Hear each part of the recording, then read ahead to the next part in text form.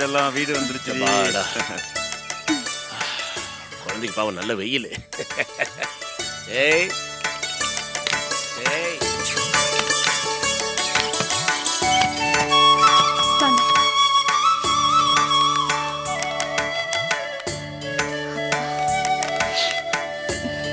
ஆய் செல்லம், கோயிலுக்கு போயிட்டு வரியாடி? கோயிலுக்கு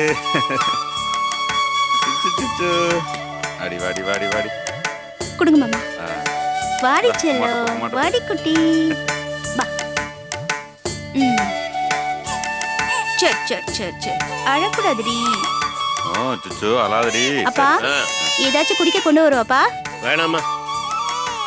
என்னப்பா களைச்சு போய் வந்திருக்கீங்க, மோராச்சும் குடிங்கப்பா. சரி கொண்டா.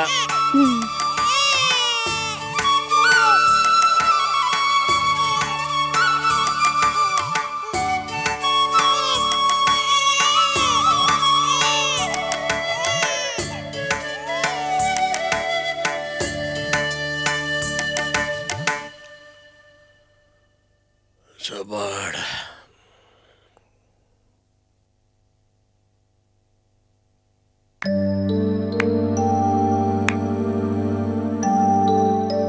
என்னமாமா சோர்ந்து போய் உட்காந்துட்டீங்க? ஒன்றும் இல்லை மாமா, நம்ம குலதெய்வம் கோயிலுக்கு போயிட்டு வந்திருக்கோம். கஷ்டத்தையெல்லாம் அங்கேயே இறக்கி விட்டு வந்திருப்பேன்னு பார்த்தா இப்படி சோர்ந்து போய் உட்காந்துருக்கிய. விடு. அப்பா என்னமாமா இப்படி சலிச்சுக்கிறீங்க? ஒன்றும் இல்லைடா, வயசாயிருச்சுல்ல. என்னம்மா நீ காலை தான் வயசான மாதிரி சொல்றிய? மாமா, உங்க வயசுக்கும் செழிப்புக்கும் சம்பந்தமே இல்லை. 4 கல்யாணம் பண்ணிய, எல்லாத்துக்கும் நீங்க தானே ஓடியாடி வேலை செஞ்சிய. அப்ப மட்டும் சின்ன பையலா இருந்திய? மாமா, உங்க மனசுல ஏதோ வருத்தம் இருக்கு, அதான் இப்படி இருக்கிய. உங்ககிட்ட சொல்றதுக்கு என்னடா போசு, முன்ன மாதிரி இல்லடா. இது வாழ்க்கையில ஒரு ஆர்வம் பிடிப்பு இதெல்லாம் குறைஞ்சு போச்சு. ஏன்னு தெரியல. என்னமாமா இப்படி பேசுறிய? 5 பொம்பளை பிள்ளைய பேத்திருக்கிய, 2 பேரம்பேத்தி எடுத்தாச்சு, 3ஆவது பிள்ளையும் உருவாகிட்டு இருக்கு. வாழ்க்கையில பிடிப்பு இல்லைங்கிறிய? குழந்தைங்க பேரம்பேத்தி எல்லாம் மட்டும் இருந்தா போதுமாப்பா, அவங்க நல்லா இருக்க வேணாமா? மாமா நல்லா இருப்பாங்க, நீங்க ஆச்சரியப்படுற அளவுக்கு ரொம்பவே நல்லா இருப்பாங்க. ஏன் கவலைப்படுறீங்க? அதுவும் இல்லாம இப்ப தொழில் ரொம்ப டல் அடிக்குது. யாருக்கிட்ட போய் என்ன பேசினாலும் நேரம் தான் விரைமாக தவிர பணம் தேர மாட்டேன். சம்பாத்திய பத்திலடா. மாமா, தொழிலை பத்தி என்கிட்ட பேசுறீங்களா? நான் பல தொழில் பண்ணேன். ஏன் மாமா, இந்த ஊர்ல நான் பண்ணாத தொழில் இருக்கா? எல்லாத்துலயும் தோத்து போய் உட்காந்து நீங்க பாத்துட்டு தானே இருந்திய. அவ்வளவு தோத்து பண்ணனே, அசந்து போய் உட்காந்துட்டேனா? இப்போ ஒரு வேலையை கெட்டியா பிடிச்சிட்டு உட்காந்துட்டேன்ல. நீ நானும் ஒன்னாடா. நீ இளவட்டான், உன்னை விட்டா இன்னொன்னு பிடிச்சுக்குவேன். நான் அப்படியா? மாமா, இந்த தொழிலே இப்படிதான் மாமா, உங்களுக்கு தான் தெரியும்ல. எதுக்கு வருத்தப்படுறீங்க? எல்லாம் சரியா போகும்.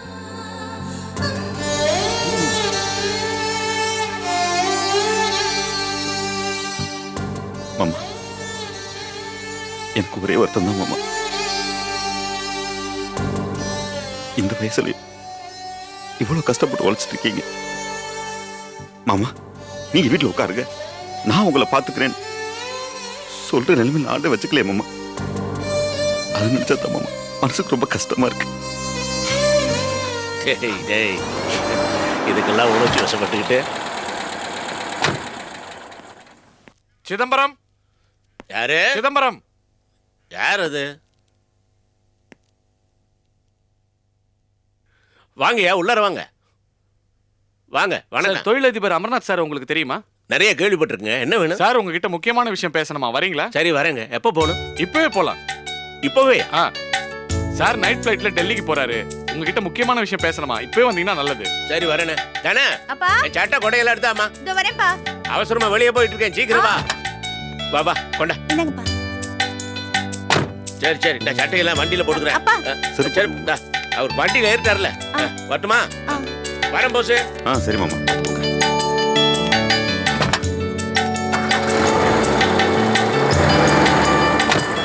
வாங்க சார். என்ன விஷயமா இருக்கு? தெரியலையே, மாமா வரட்டும் கேட்டுக்கலாம். வாங்க சார்.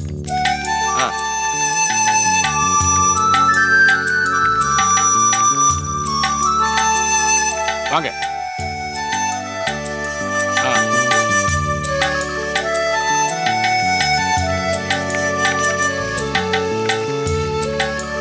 இப்படி வாங்க சார். ஒரு நிமிஷம் வெயிட் பண்ணுங்க. எம்டி உள்ளதான் இருக்காரு. நான் பிஏட்ட சொல்லிட்டு வந்துடுறேன்.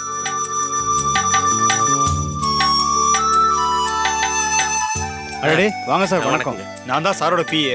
சாரை மீட் பண்ணலாமா? சரிங்க. வாங்க.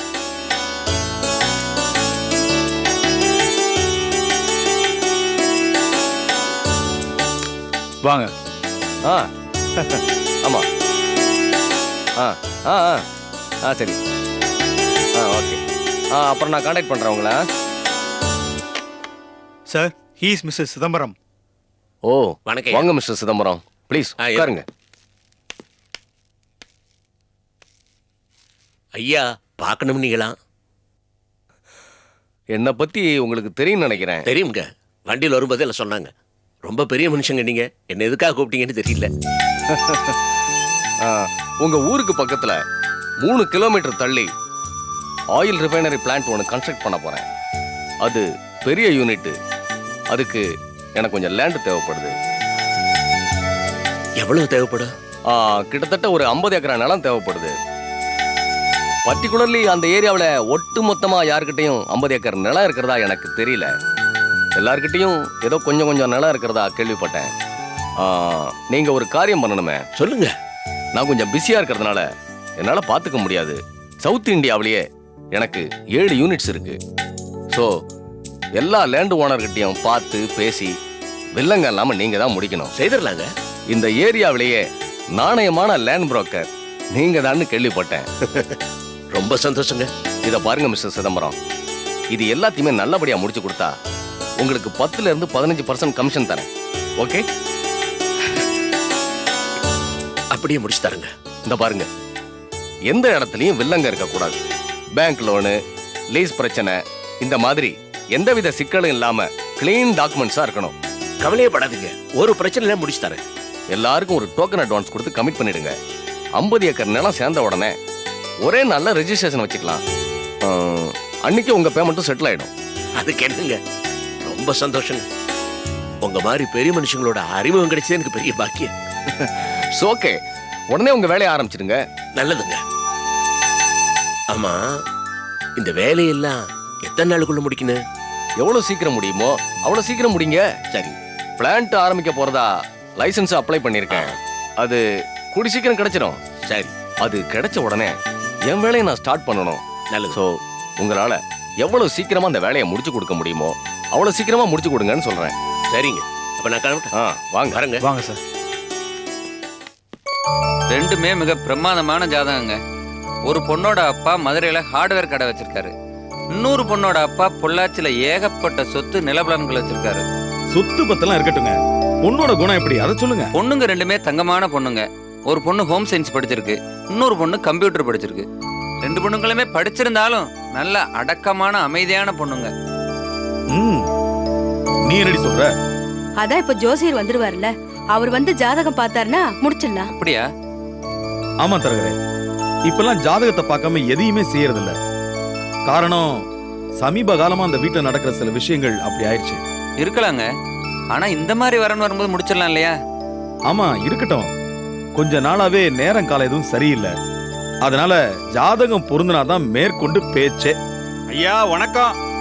வணக்கம் வணக்கம், வாங்க வாங்க உட்காருங்க. சௌக்கியமா இருக்கீங்களா? ஏதோ இருக்கோம், பரவாயில்ல. உடனே வர சொன்னீங்க, அதான் ஓடி வந்தேன். என்ன சமாச்சாரம்?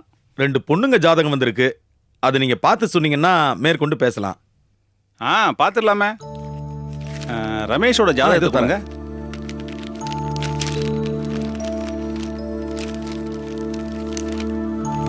இந்தாங்க.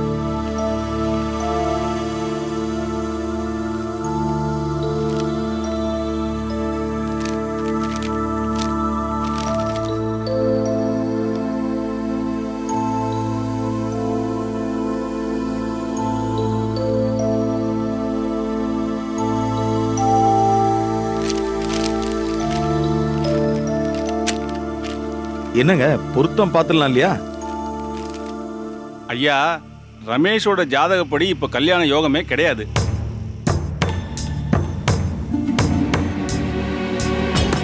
என்னையா சொல்றீங்க? கொஞ்சம் விவரமா சொல்லுங்க. ஆமாங்க, எந்த நாட்டு ராணியோட ஜாதகம் வந்தாலும் திருப்பி அனுப்பிடுங்க. இன்னும் 1.5 வருஷத்துக்கு ரமேஷோட கல்யாணத்தை பத்தி பேசாத இருக்கிறது நல்லது. காலகாலத்துல அவனுக்கு ஒரு கல்யாணம் பண்ணலாம்னு நினைச்சோம். அவசரப்படாதீங்கம்மா. தசாபுக்தியை மீறி கல்யாணம் பண்ணி வச்சா அவ்வளவா நல்லா இருக்காது. ம் நீங்க சொல்றது ஒரு வகையில சரிதான் ஜோசியரே. இப்பெல்லாம் நாம நினைக்கிற மாதிரி எதுவுமே நடக்கிறது இல்ல. அதுக்காக வருத்தப்படாதீங்க. ரமேஷுக்கு 1.5 வருஷம் கழிச்சு தன்னால கல்யாணம் நடக்கும். அது வரைக்கும் இது சம்பந்தமா எந்த ஜாதகத்தையும் பார்க்காதீங்க.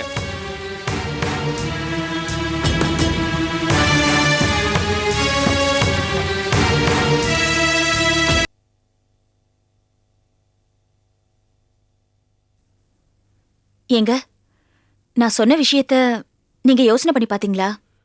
உன் யோசனை ஒரு பக்கம் இருக்கட்டும். இன்னைக்கு என் ஃப்ரெண்ட் ஒருத்தனை பார்த்தேன். அவன் என்ன சொன்னான் தெரியுமா? என்ன சொன்னா? லீலா சொன்ன யோசனையை அப்படியே சொன்னான். அப்படியா?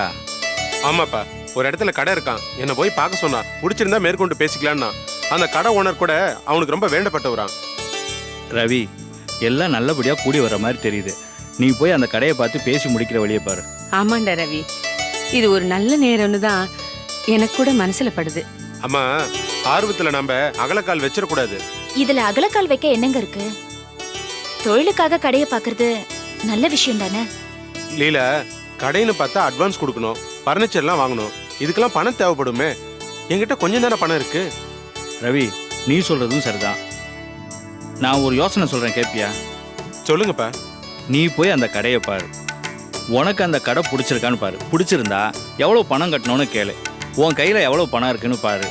ஏதாவது பத்தலைன்னா அதுக்கப்புறம் என்ன பண்ணலாங்கிறத பத்தி யோசிப்போம். மாமா சொல்றது தாங்க கரெக்ட். நாம எடுத்த எடுப்புலயே முடிவு பண்ணிட வேண்டாம். எல்லாத்தையும் பார்ப்போம். ஃபைனல் ஸ்டேஜ்ல நமக்கு எது ஒத்து வருதோ அந்த கடையை முடிச்சிடலாம், இல்லைன்னா விட்டுடலாம். அதனால அந்த கடையை போய் முதல்ல பார்த்துட்டு வரலாங்க. சரி. ஏய், சாம்பார் போடு.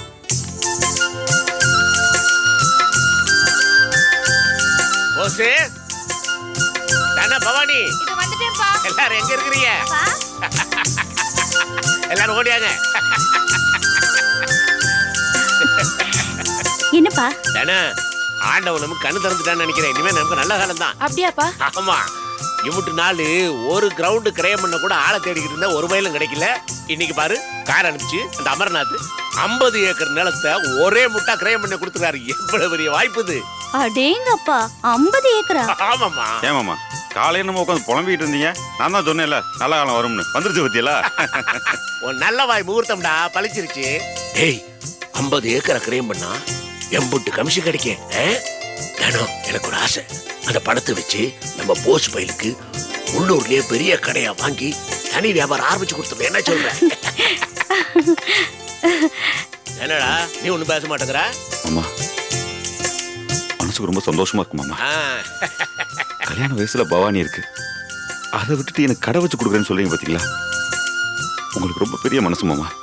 என்னடா அந்நிய மாதிரி பேசுற? இவன் எனக்கு மகன்னா நீ எனக்கு மகன் மாறிடா. ஆமா, பெரிய மகன். ரொம்ப தான் பெருமை தேடி கொடுத்துட்டாரு உங்க மகன். இந்த மாதிரிலாம் கேவலமா எல்லாம் பேசாத. நீ பாத்துக்கிட்டே இரு. நான் சாவறதுக்கு முன்னால இந்த பையில ஒரு பெரிய மனுஷனை ஆக்கி காமிக்கிறேன்னா இல்லையாப்பா? அப்பா, என்னப்பா ஏன் இப்படி பேசுறீங்க? ஏன் நான் என்ன தப்பா சொல்லிவிட்டேன்? அது இல்லப்பா, நல்ல காரியம் பேசும்போது ஏன் இப்படி வார்த்தையில விட்டுட்டு? அட, ஒரு பேச்சுக்கு தானே சொன்னேன். ஒன்னும் தேவையில்ல, ஒரு பேச்சு கூட நீங்க இப்படி எல்லாம் பேசணும். ஆமா, சரி பேசல. பவானி, இந்த பீரோவுல ஒரு பெரிய நோட்டு வச்சிருக்கல, அதை போய் எடுத்துட்டு வா. எந்த நோட்டுப்பா?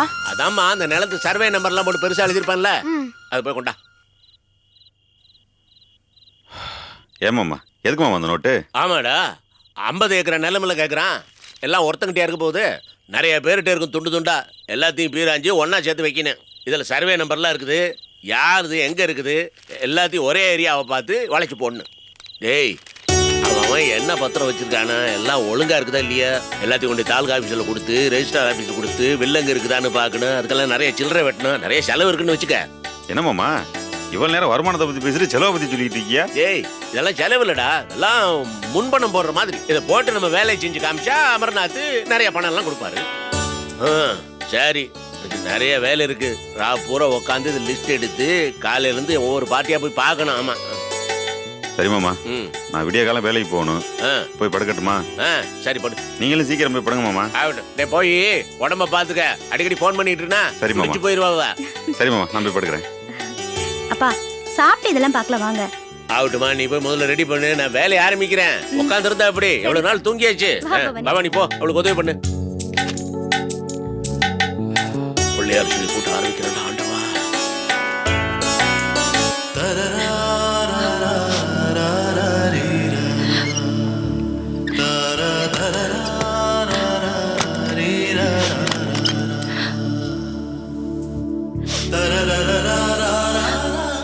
எதுக்கு இப்போ அழுதுட்டு இருக்க? என்ன பிரச்சனை உனக்கு? எனக்கு எந்த பிரச்சனையும் இல்லை.